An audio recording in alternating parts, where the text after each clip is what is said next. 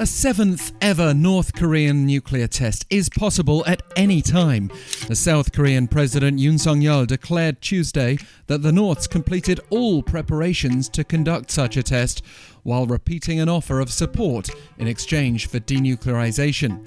And Yoon's comments are backed by the United States, where a State Department spokesperson repeated Washington's concern about a North Korean nuclear test and insisted the US is preparing for all contingencies with South Korea and other allies.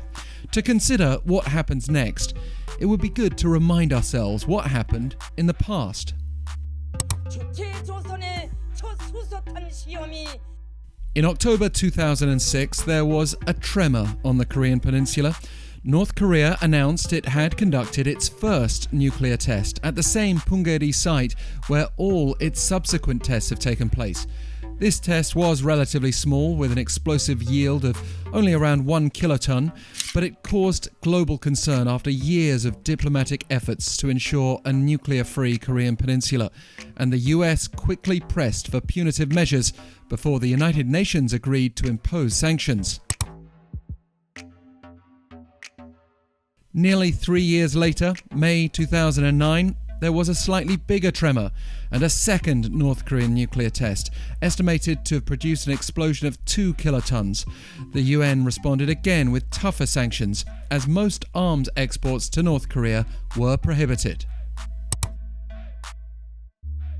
By the time of the North's third nuclear test in February 2013, Kim-Jong-un had succeeded his father as leader. There was speculation that he needed to prove himself and establish firm military control. He responded with a bigger nuclear test, perhaps up to 7 kilotons. At this point, the US decided not to push for further sanctions. In January 2016, North Korea's fourth nuclear test reached around 10 kilotons and was described by leader Kim as a successful experiment involving a miniaturized hydrogen bomb. It triggered a different approach to punishment, as the US passed a law allowing sanctions against individuals trading with North Korea, while the North was also banned by the UN from testing ballistic missiles from this point. North Korea's fifth nuclear test in September 2016 produced an explosion of up to 25 times the size of its first test a decade earlier, with Kim Jong-un saying this was a test of a warhead designed to be mounted onto a rocket. In response, the US focused on closing sanction loopholes, while the UN agreed to stop North Korea's imports of coal, a vital source of energy. And now we get to North Korea's most recent test in September 2017, by far its most powerful and apparently involving a hydrogen bomb.